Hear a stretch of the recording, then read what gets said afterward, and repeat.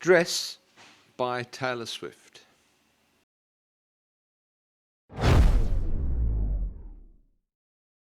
Today I'm looking at a song from the Reputation album called Dress. Now this video might be a little bit shorter than usual because this is not really a lyrically intense song, and it's actually more of a song than a poem. I think many of the other songs that we've looked at have been structured in a very poetic way. This is more clearly a song.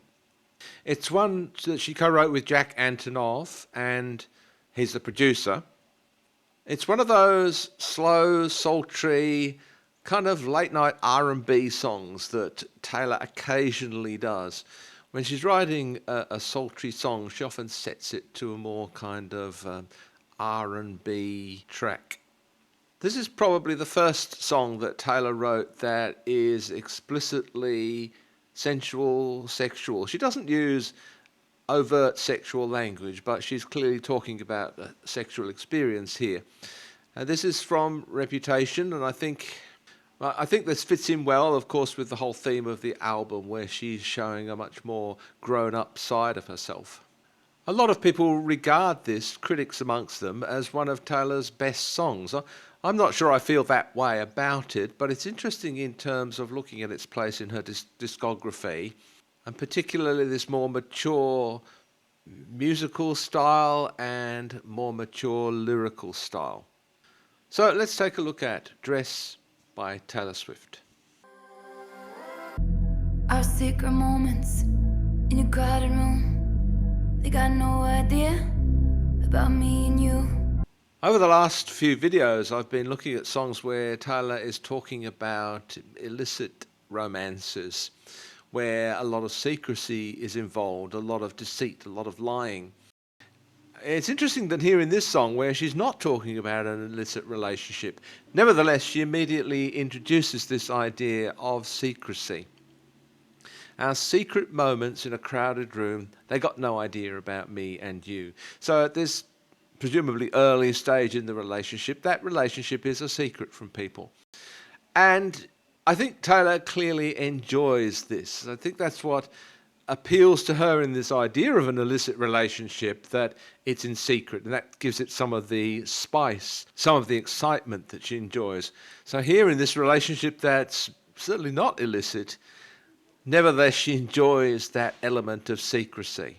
She enjoys the little games that they can play when no one actually knows, or at least she thinks no one knows what's going on between them. That can be fun. Our secret moments in a crowded room, they got no idea about me and you. There is an indentation in the shape of you, made your mark on me, a golden tattoo. There is an indentation in the shape of you. Can't help thinking of the Ed Sheeran song there, The Shape of You. But the image that comes to mind here is perhaps of a bed, with the indentation of him left on the bed. But also there's a sense in which this is an indentation that he's left upon her. Again, there's a suggestion of sexuality here for me, I think, but she does it so subtly and so tastefully. But she reinforces the idea that he's made a mark upon her, a golden tattoo. Taylor loves this colour gold. She likes to describe things in terms of colour, and she describes this relationship here in terms of gold. So she's describing the early days in this relationship when it's still something just between them. It's not become a public thing yet.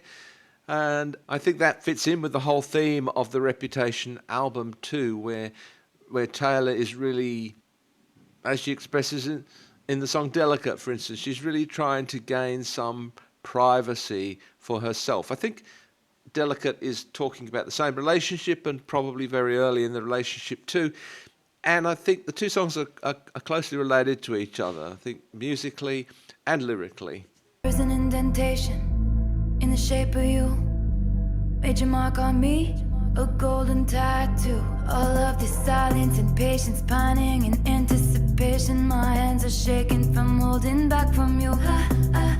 All of this silence and patience, pining and desperately waiting. My hands are shaking from all this.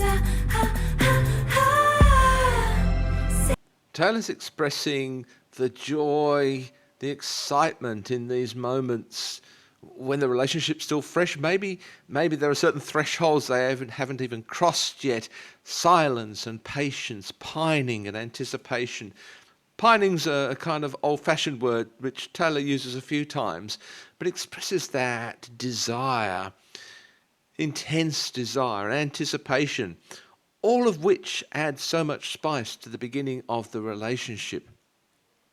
The anticipation is as important, sometimes it's more important, than the actual realization of the event itself.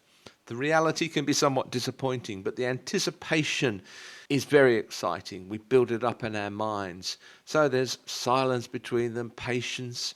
Her hands are shaking so much that she's holding back. And in the second part of this pre-chorus, she replaces anticipation with desperately waiting. Not necessarily a big difference in meaning, but it's just good that she varies up the wording there. Adds a little bit of extra colour to the song. And I think the repetition that we see here marks this more clearly as a song structure than some of the songs that we've been looking at previously.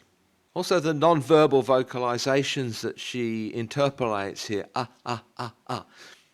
they express that sense of urgency, anticipation.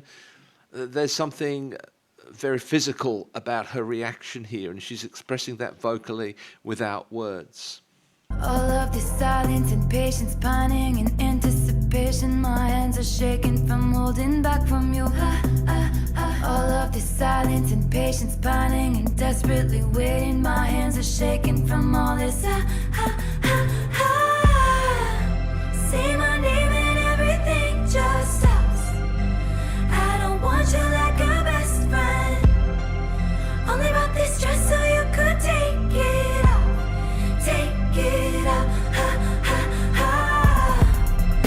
Say my name and everything just stops.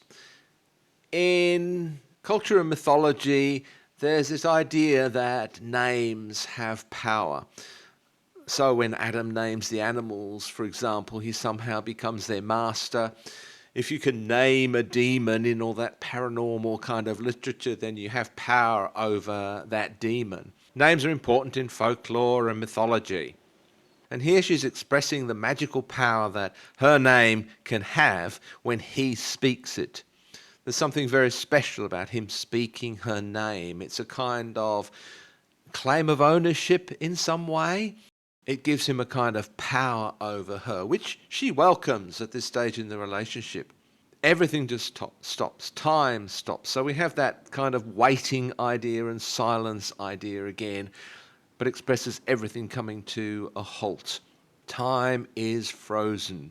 I don't want you like a best friend. Maybe implies that they are friends already. Maybe they've known each other for a while, but she wants to move on in the relationship.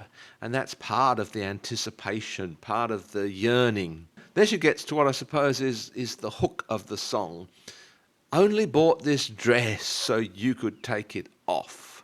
And that is it's very saucy. It's very provocative. But again, she creates this whole picture, this whole mood, without necessarily having to revert to explicit language. It's all indicated, it's all expressed tangentially. I guess this is fairly direct, but it's such an unusual way of expressing the desire, expressing what she wants from this relationship. I only bought this dress so you could take it off. It kind of says everything about where she is at this point in this relationship. And then again, there's more of that vocalization. And she doesn't finish the sentences either. In the previous verse, she says, my hands are shaking from all this, but she doesn't finish it that time. That she follows it up with the ah, ha, ha, ha. And here again, she talks about taking off the dress, but the second time it's take it, ah, ah, ah, ha, ha. She doesn't verbalize it. It becomes this non-verbal expression, which carries all the emotion that she wants to express. In terms of a song, I might just say that I personally don't really like the way that Taylor sings this. I don't like that kind of airy head voice that she uses throughout the song. It's just not my personal favourite. I much prefer it when she sings in her lower register with a fuller chest voice. But that's just my thing. Say my name and everything just stops. I don't want you like a best friend.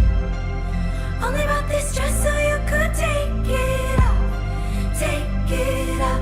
Ha, ha, ha. Carve your name into my bedpost. 'Cause I don't want you like a best friend. Only bought this dress so you could take it off. Take it off. Here she repeats most of the chorus, but she changes the line again, just to give the song some variation. Carve your name into my bedpost. It's kind of like a conquest, isn't it? This is another name that she wants to add to the list on her bedpost, which is a moment of self-awareness. She's aware of her conquests. And again, the Reputation album expresses that. It talks about the relationships she's had, the number of relationships, the kind of men she's had relationships with in the past. And here she wants him to add his name to the bedpost. It's a bit like blank space where someone else will write their name in, but this is done in a much more positive, sensual way rather than in the somewhat vindictive way that it's expressed in blank space. Carve your name into my bedpost. 'Cause I don't want you like a best friend. Only bought this dress so you could take it off. Take it off. Ha, ha, ha. Inescapable. I'm not even gonna try. And if I get burned, at least we were electrified. Again, this is an idea that we're very familiar with from Taylor's songwriting, that there's this sense of inevitability about these relationships. I think she takes quite literally the idea of falling in love, because you're out of control. You're in the hands of another. You're under the power of another, whether it's fate or whatever it might be, karma, whatever it is. It's some fate that is controlling your life at this point. It's inescapable. She always expresses this idea in relationships. We could have a debate about whether that's the right way to see things, but it's clearly there time and time again in Taylor's songs. And this time she's not even going to try to escape. She's going to go with it. She's going to let it take her. And then again, the idea of the danger in relationships is expressed here. If I get burned, at least we were electrified. Okay, this might hurt me, this relationship, but at the same time, I was brought to life like Frankenstein's monster is brought to life by electricity. It surges through her. Yes, it burns, but it also gives life. This again, this ambiguity that is so often expressed in Taylor's songs, this has been showing up in quite a few of the songs that I've been doing recently.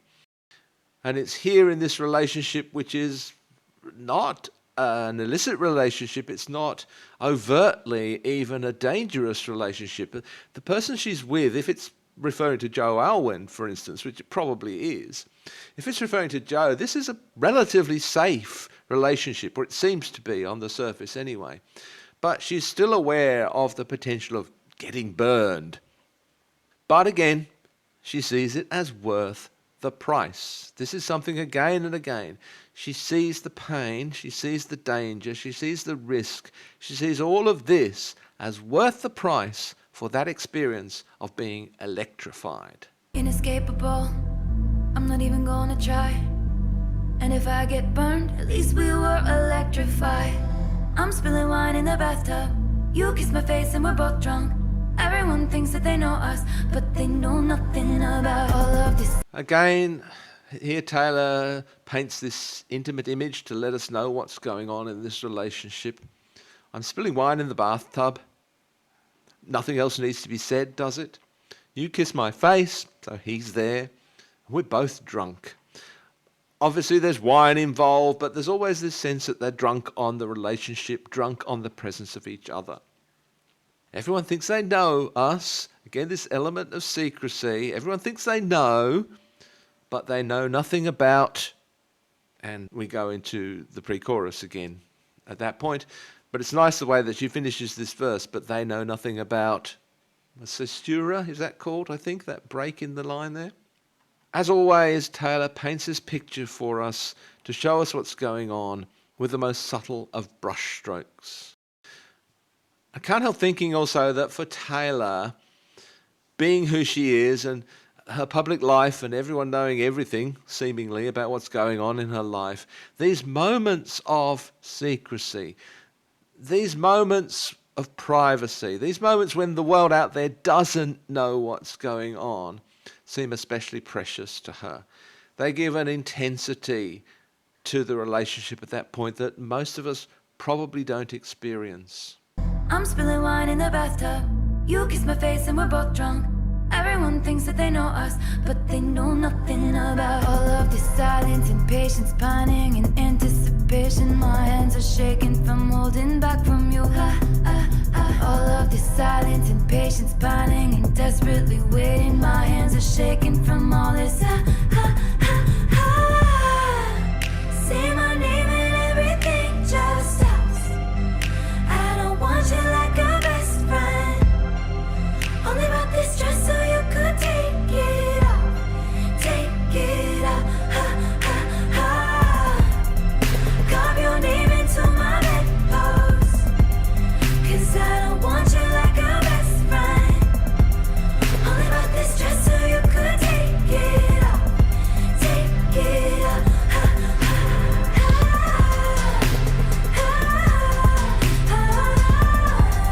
Only about this dress so you could take it off. Only about this dress so you could take it. Flashback when you met me, your buzz cut and my hair bleeds. Even in my worst times, you could see the best of me. Now, like a good storyteller, she gives us a little bit of the backstory, flashback to when you met me. And she gives us a physical description, a painting, a portrait of what they look like. He has a buzz cut, her hair is bleached, and I think Swifties will know that period when Taylor went through this bleached hair period. Her hair was much shorter and bleached. I vaguely remember seeing some pictures of that. Then even in my worst times, you could see the best in me. Again, I think this reflects back to Delicate. He's seen her at her worst moments and sees the best in her. What more could she ask for, really? And that's what this has a feel of at this point in her life, in this relationship that she was in at this time. It seemed to be everything that she wanted and needed at that time. And maybe it was at the time, but we also know there are hints here and there that it wasn't a paradise. We know that. No relationship ever is.